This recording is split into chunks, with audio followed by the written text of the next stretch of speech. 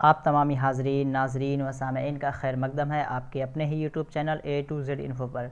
दोस्तों, आज हम डिस्कस करेंगे सहायक उर्दू अनुवादक, जिसका कि एग्ज़ाम डेट आपका क्लियर हो चुका है, एक्सपेक्टेड डेट है और आपको टारगेट एग्ज़ाम यहाँ पे क्लियर दिख रहा होगा। कौन सा एग्ज़ाम को हम टारगेट कर रहे हैं, ये आपका टारगेट एग्ज़ाम डेट है, यानी 28 फरवरी। तो सहायक उर्दू अनुवादक का ये एग्ज़ाम डेट है। उर्दू राजभाषा और उर्दू अनुवादक का एग्ज़ाम हो चुका है, लोगों ने उसमें अपने प्रिपरेशन के अकॉर्डिंग परफॉर्म किया। बट आपकी बारी है कि आप अब कैसा परफॉर्म कर रहे हैं, सहायक उर्दू अनुवादक की तैयारी कैसे हो रही है। सीट इसमें ज़्यादा है, कैंडिडेट इसमें ज़्यादा है, फाइटिंग इसमें ज़्यादा है, तो आप इसमें अच्छा परफॉर्म कैसे कर सकते हैं, तो ये देखने की बात है। और जो 2 एग्ज़ाम्स इससे पहले हुए, सीट उसमें कम थी और चूंकि उसमें पीजी वाले एलिजिबल थे, तो कुछ ना कुछ जैसे हायर हम जाते हैं तो वहाँ पे कंपटीशन कम हो रहा था। बट 10+2 मोस्टली जो कह सकते हैं 90% लोग 10+2 क्वालिफाइड होते हैं, तो कंपटीशन इसमें ज़्यादा है। तो हम डिस्कस करेंगे यहाँ पे जो उर्दू और हिंदी, इससे पहले कवायद के जितने पोर्शंस हैं उन सबको कवर किया जा चुका है ऑलरेडी। और फिर जीके के क्वेश्चन जो है बिहार लेवल के, स्टेट लेवल के, अदर स्टेट लेवल के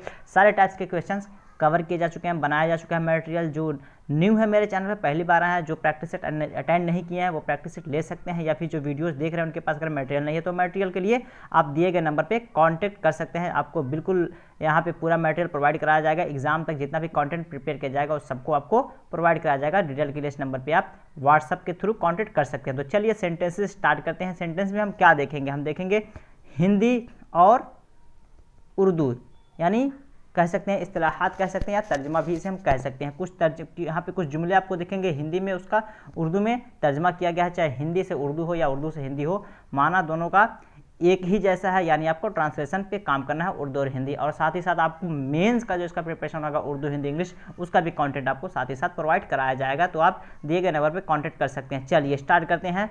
पहली बार आए हैं सब्सक्राइब कर लें, शेयर ज़रूर कर दें एक बार दोस्तों को, जो लोग अभी तक चैनल पे नहीं आए, ताकि वो लोग भी आकर अपनी तैयारी अच्छी कर सकें।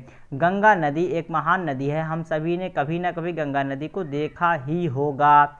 ये आपका एक हिंदी का जुमला है, वाक्य है। इसका उर्दू तर्जमा क्या होगा, दरियाए गंगा एक बहुत बड़ा दरिया है, बहुत बड़ा दरिया है, हम सब ने किसी न किसी वक्त गंगा ज़रूर देखा होगा। यहाँ पे देखिए, कभी कभी सेंस के अकॉर्डिंग अगर हम तर्जमा करते हैं तो बहुत बड़ा को कह सकते हैं बहुत अजीम के माने में भी हम ले सकते हैं। किसके माने में, अजीम के माने में भी ले सकते हैं। तो आप दोनों तर्जमा कर सकते हैं, अपने हिसाब से मुफरदात पे गौर करने की ज़रूरत है। चलिए अगला सेंटेंस देखते हैं।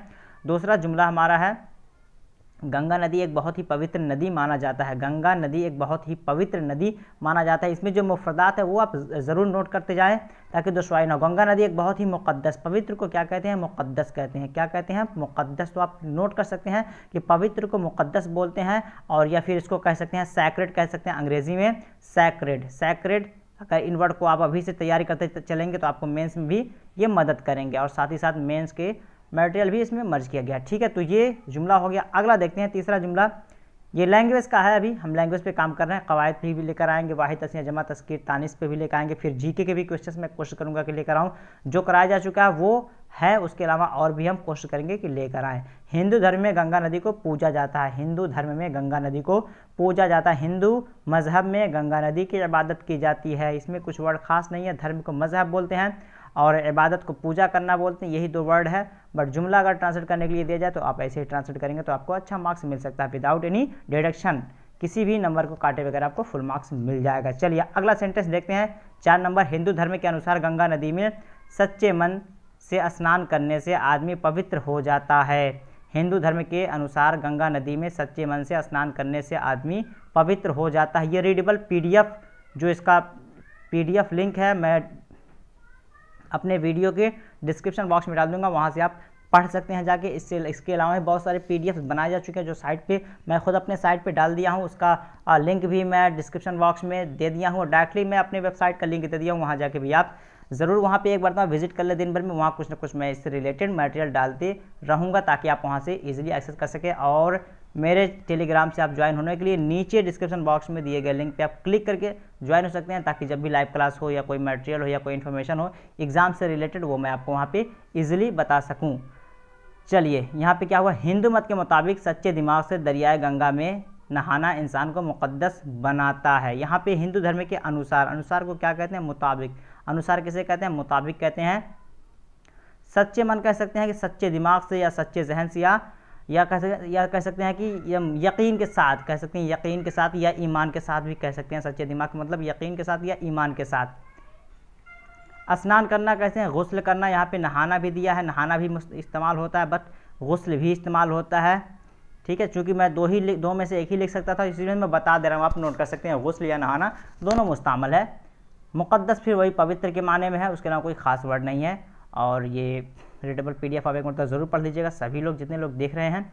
और चलिए 5 नंबर देखते हैं। मेरे माता और पिता ने मुझे कई बार गंगा नदी में स्नान कराने के लिए ले गए थे। मेरे माता और पिता ने मुझे कई बार गंगा नदी में स्नान कराने के लिए ले गए थे। माता और पिता के लिए डायरेक्ट उर्दू में एक लफ्ज़ बन जाता है वालिदैन, या माँ बाप भी लिख सकते हैं, बट वालिदैन डायरेक्ट ये बन जाता है। इस तरह मियाँ बीवी के लिए क्या बोलते हैं, ज़ौजैन बोलते हैं, उसी तरह माता पिता के लिए वालिदैन का इस्तेमाल होता है। मेरे वालिदैन ने मुझे कई बार गंगा में गुस्ल कराने यानी स्नान कराने, गुस्ल कराने के लिए ले गए थे। तो ये आपका 5 नंबर जुमला हो गया। अगला जुमला देखते हैं, जुमले को देखते जाएं ताकि आप जो ट्रांसलेशन के नंबर्स हों उसे आप आसानी से बचा सके। थोड़ी सी मेहनत करेंगे, आप प्रैक्टिस करेंगे, that would be better for you, कि आप अच्छा मार्क्स गेन कर सकते हैं। वहाँ पर बहुत सारे लोगों की भीड़ थी, वहाँ पर बहुत सारे लोगों की भीड़ थी। इसमें मैं इंग्लिश इसलिए नहीं डाल रहा हूँ कि आपको पीटी में इंग्लिश का सिंबलाइज कहीं नहीं मिल रहा है, तो अभी आप बेहतर है कि आप इसी पे काम करें, ठीक है। और मेंस जब होगा तो उसमें आपका इंग्लिश भी रहेगा। वहाँ पर बहुत सारे लोगों का जम्मे गफ़ीर, ठीक है, भीड़ कह सकते हैं। जम्मे गफ़ीर के माने क्या होता है, वहाँ पे बहुत सारे लोगों की भीड़ थी, उसको बोलते हैं जम्मे गफ़ीर।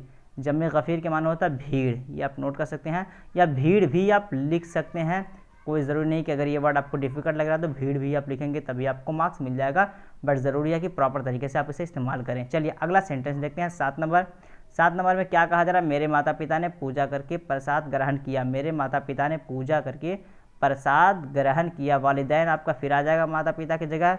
इबादत के माने क्या होता है, पूजा करना होता है। ग्रहण के माने क्या होता है, लेना, अखज़ करना, ठीक है, हासिल करना। प्रसाद को प्रसाद ग्रहण करना, लेना, ठीक है, ग्रहण करना, लेना। यहाँ पे ग्रहण किया तो लिया, बिल्कुल आपका ये सही हो जाएगा। चलिए अगला जुमला देखते हैं। 8 नंबर में क्या कहा जा रहा है, गंगा नदी महान हिमालय के गंगोत्री धाम के स्थान से निकलती है। गंगा नदी महान हिमालय के गंगोत्री धाम के स्थान से निकलती है। दरियाए गंगा अजीम हिमालय, महान हिमालय क्या कहते हैं, अजीम हिमालय में गंगोत्री धाम के मकाम से निकलती है। ठीक है, स्थान के माने क्या हुआ, मकाम तर्जमा किया गया है। दरियाए गंगा अजीम हिमालय में गंगोत्री धाम के मकाम से निकलती है, ये आपका तर्जमा हुआ। चलिए अगला देखते हैं। 9 नंबर जुमला। 9 नंबर में क्या कहा जा रहा है, हिंदू कथाओं के अनुसार ब्रह्मा जी ने विष्णु जी के पसीने से गंगा जी का निर्माण किया।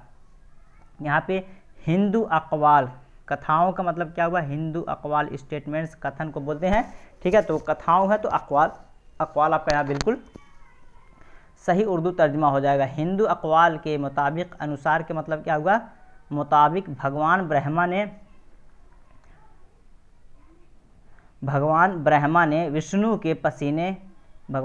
ने विष्णु के पसीने से गंगा जी को तख्लीक किया। निर्माण का मतलब क्या होता है, तख्लीक करना, और निर्माण का एक मतलब और होता है तामीर करना भी होता है।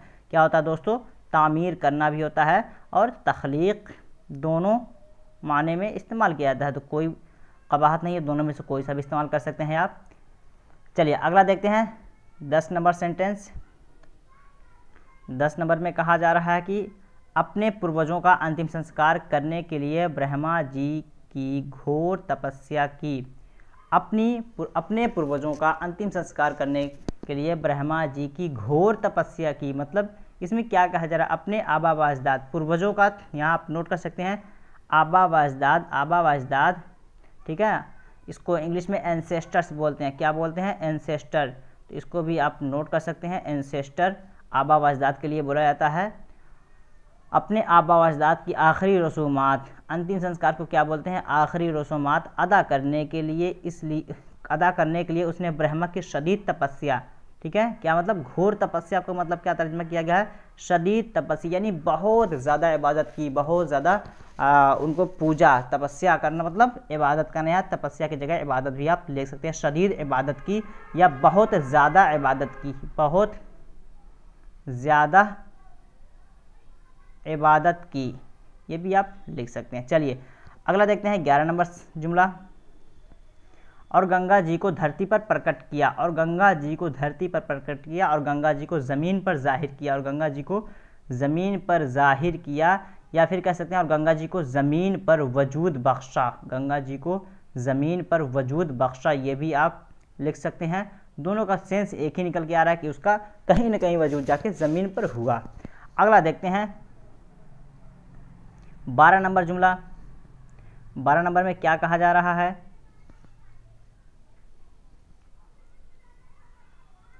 गंगा नदी इतना पवित्र है कि अगर आप किसी साधारण जल को गंगा नदी के जल के साथ किसी मिश्रित करें तो पता चलेगा। यहाँ पे ये जायद हो गया, ठीक है। गंगा नदी इतना पवित्र है कि अगर आप किसी साधारण जल को गंगा नदी के जल के साथ मिश्रित करें तो पता चलेगा। यहाँ पे मैं ये इसलिए आपको करवा रहा हूँ, मैं आपको सिर्फ वोकैबुलरी भी दे सकता था, ठीक है, इस्तिलाहात भी मैं आपको दे सकता था, बट इस्तिलाहात आपको याद नहीं होंगे। डिक्शनरी में लाखों करोड़ों वर्ड मीनिंग भरे पड़े हैं, लेकिन आप उससे कितना फ़ायदा उठाते हैं। फ़ायदा आप तभी उठाते हैं जब कोई स्टोरी पढ़ते हैं, कोई कहानी पढ़ते हैं, कोई अफसाना पढ़ते हैं, वहाँ पे जो अल्फाज आते हैं उन्हें आप इस्तेमाल करके देखते हैं, उन्हें जुमलों में इस्तेमाल किया हुआ पाते हैं, फिर जाके वो आपको याद होता है। इसी वजह से अगर आप वोकैबुलरी इस्तिलाहात याद करना चाहते हैं तो ऐसे ही आपको याद करने में आसानी होगी, और ये बेहतर तरीका है, ठीक है, ये आपके दिमाग में भी बरकरार रहेगा। गंगा नदी इस कदर मुक़द्दस है, इतना पवित्र है, मतलब इस कदर मुक़द्दस है कि अगर आप कोई आम पानी, अगर किसी मतलब कोई आम पानी कह सकते हैं कि साधारण जल को क्या बोलेंगे, आम पानी दरियाए गंगा के पानी में मिलाएं, यानी साधारण जल को दरियाए गंगा के जल से मिलाएं तो आपको पता चलेगा। तो इसमें कोई ख़ास वर्ड नहीं है। पवित्र माने मुक़द्दस, इतना पवित्र मतलब इस कदर मुक़द्दस। साधारण जल मतलब आम पानी, मिश्रित का मतलब होता है मिलाना। ये कुछ मुफरदात हैं जिन्हें आप ध्यान रखें, यही आपको नंबर दिला सकते हैं एग्ज़ाम हॉल में। चलिए 13 नंबर जुमला देखते हैं। 13 में क्या कहा जा रहा है, विज्ञान भी यह मानता है कि गंगा नदी का पानी बहुत ही पवित्र है। विज्ञान भी ये मानता है कि गंगा नदी का पानी बहुत ही पवित्र है। चलिए इसका उर्दू तर्जुमा देख लेते हैं। साइंस भी यह तस्लीम करती है, साइंस भी यह तस्लीम करती है कि गंगा नदी का पानी बहुत ही मुक़द्दस है, बहुत ही क्या है, मुक़द्दस है। तो तस्लीम करना मतलब स्वीकार करना, ठीक है। यहाँ पे आप ये भी कह सकते हैं विज्ञान भी यह स्वीकार करती है, विज्ञान भी यह स्वीकार करती है। तो स्वीकार करना या मानना कि गंगा नदी का पानी बहुत ही पवित्र है, बहुत ही मुक़द्दस है, ठीक है। तो जो लोग ग्रुप में हैं उन्हें PDF मिल जाएगा। जो सहायक उर्दू अनुवादक का ग्रुप न्यू बना है उसमें जो लोग हैं उनको ये PDF प्रोवाइड कर दिया जाएगा, और जो लोग लेना चाहते हैं वो कांटेक्ट करके ले सकते हैं। एग्ज़ाम तक जो भी PDF मटेरियल होगा उनको प्रोवाइड करा दिया जाएगा। चलिए नेक्स्ट देखते हैं, लास्ट सेकंड आज का होगा ये 14 नंबर। गंगा नदी का जल सबसे ज़्यादा किसी पूजा में या हवन में उपयोग किया जाता है। गंगा नदी का जल सबसे ज़्यादा किसी पूजा या हवन में उपयोग किया जाता है, मतलब क्या हुआ, यहाँ पे जल एक वर्ड है, पूजा है, हवन है, उपयोग है, यही सारे वर्ड है जो आपको ध्यान देना। बहुत ज़्यादा डिफ़िकल्ट भी नहीं है, बट आपको ये इस्तेमाल में लाना है। अगर ऐसे ही पूजा, अगर यहाँ पे जल की जगह आप पानी भी लिखें तो बहुत ज़्यादा इफेक्टिव नहीं होगा, बट इफेक्टिव होगा, लेकिन हिंदी के पर्सपेक्टिव से देखेंगे तो वो थोड़ा सा आउट लगेगा, ठीक है। तो गंगा नदी का पानी सबसे ज़्यादा किसी पूजा या हवन में इस्तेमाल होता है। हवन भी एक तरह का आपका पूजा होता है, इसको हम बयान और तब्दील नहीं कर सकते हैं, तो हवन को हवन ही रहने दें, ठीक है। यहाँ पे हवन लिखा हुआ है तो ये हवन को हवन ही रहने दें। चलिए आज का लास्ट देखते हैं।